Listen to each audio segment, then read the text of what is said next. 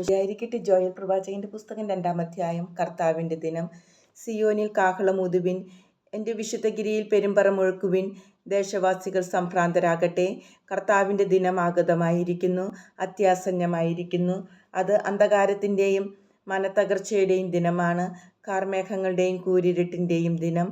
ശക്തിയും പ്രതാപവുമുള്ള ഒരു ജനതതി അന്ധകാരം പോലെ പർവ്വതങ്ങളിൽ വ്യാപിച്ചിരിക്കുന്നു. ഇതുപോലൊന്ന് ഇതിനു മുമ്പ് ഉണ്ടായിട്ടില്ല, തലമുറകളോളം ഇനിയുണ്ടാവുകയുമില്ല. അവർക്ക് മുന്നിൽ വിഴുങ്ങുന്ന തീ, പിന്നിൽ ആളുന്ന തീ. അവർക്ക് മുന്നിൽ ദേശം ഏദെൻ തോട്ടം പോലെ, പിന്നിൽ മരുഭൂമി പോലെയും. അവരുടെ ആക്രമണത്തിൽ നിന്ന് ഒന്നും രക്ഷപ്പെടുന്നില്ല. കുതിരകളെപ്പോലെ അവർ വരുന്നു, പടക്കുതിരകളെപ്പോലെ അവർ പായുന്നു. രഥങ്ങളുടെ ഇരമ്പലെന്ന് തോന്നുമാറ് അവർ മലമുകളിൽ കുതിച്ചു ചാടുന്നു. വൈക്കോലിന് തീ പിടിക്കുമ്പോഴുണ്ടാകുന്ന കിരികിര ശബ്ദം പോലെയും ശക്തമായ സൈന്യം മുന്നേറുമ്പോഴുള്ള ആരവം പോലെയും തന്നെ. അവരുടെ മുമ്പിൽ ജനതകൾ ഭയവിഹുലരാകുന്നു, എല്ലാവരുടെയും മുഖം വിളറുന്നു. യുദ്ധവീരരെ പോലെ അവർ പാഞ്ഞെടുക്കുന്നു, പടയാളികളെപ്പോലെ മതിലുകൾ കയറുന്നു. നിരതെറ്റാതെ ഓരോരുത്തരും തങ്ങളുടെ മാർഗത്തിൽ അടിവച്ചു നീങ്ങുന്നു. പരസ്പരം ഉന്തിമാറ്റാതെ അവരവരുടെ പാതയിൽ ചരിക്കുന്നു. ശത്രുവിൻ്റെ ആയുധങ്ങൾക്കിടയിലൂടെ അവർ കുതിച്ചു നീങ്ങി, ആർക്കും അവരെ തടയാനായില്ല. അവർ നഗരത്തിന്മേൽ ചാടി വീഴുന്നു, മതിലുകളിൽ ഓടി നടക്കുന്നു, കള്ളനെപ്പോലെ ജാലകങ്ങളിലൂടെ വീട്ടിനുള്ളിൽ കടക്കുന്നു.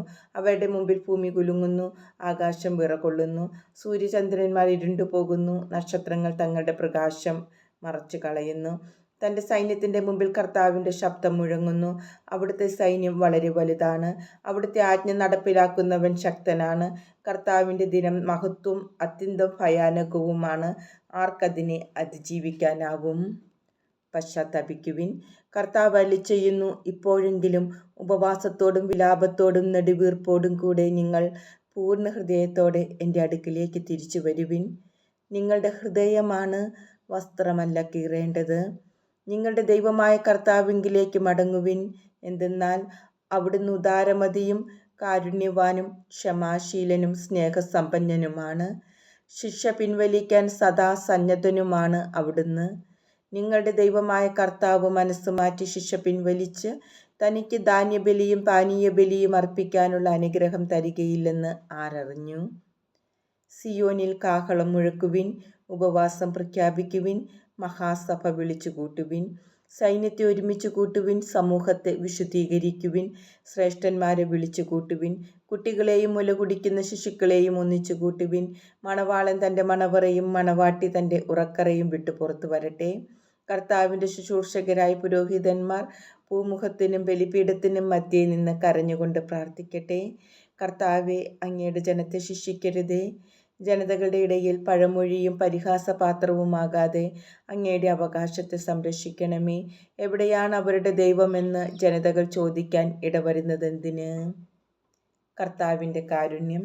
അപ്പോൾ കർത്താവ് തൻ്റെ ദേശത്തെ പ്രതി അസഹിഷ്ണുവാകുകയും തൻ്റെ ജനത്തോട് കാരുണ്യം കാണിക്കുകയും ചെയ്തു. കർത്താവ് തൻ്റെ ജനത്തിന് ഉത്തരമരുളി, ഇതാ ഞാൻ നിങ്ങൾക്ക് ധാന്യവും വീഞ്ഞും എണ്ണയും തരുന്നു, നിങ്ങൾ സംതൃപ്തരാകും.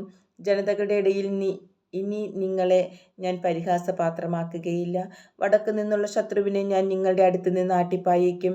വരണ്ട് വിജനമായ ദേശത്തേക്ക് അവനെ ഞാൻ തുരത്തും. അവൻ്റെ സൈന്യത്തിൻ്റെ മുൻനിരയെ കിഴക്കൻ കടലിലും പിൻനിരയെ പടിഞ്ഞാറൻ കടലിലും ആഴ്ത്തും. തൻ്റെ ഗർവ് നിറഞ്ഞ ചെയ്തികൾ നിമിത്തം അവൻ ദുർഗന്ധം വമിക്കും. ദേശമേ, ഭയപ്പെടേണ്ട, ആഹ്ലാദിച്ച് ആനന്ദിക്കുക.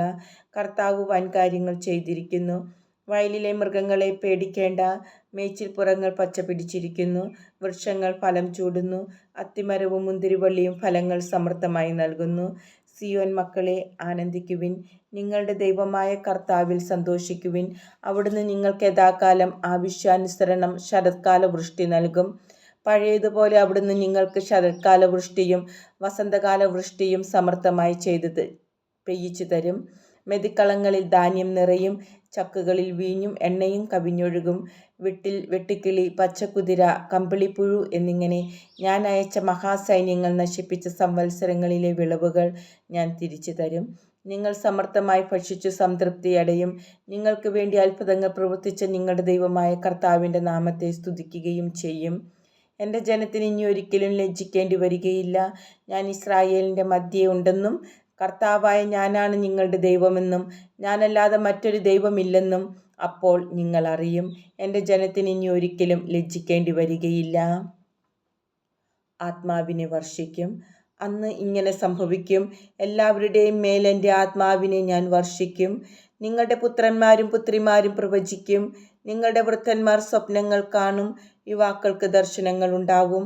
ആ നാളുകളിൽ എൻ്റെ ദാസന്മാരുടെയും ദാസിമാരുടെയും മേൽ എൻ്റെ ആത്മാവിനെ ഞാൻ വർഷിക്കും.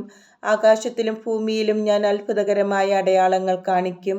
രക്തവും അഗ്നിയും ധൂമപടലവും.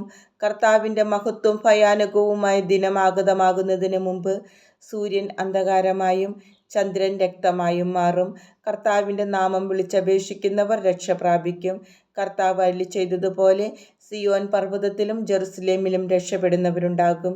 കർത്താവ് വിളിക്കുന്നവർ അതിജീവിക്കും.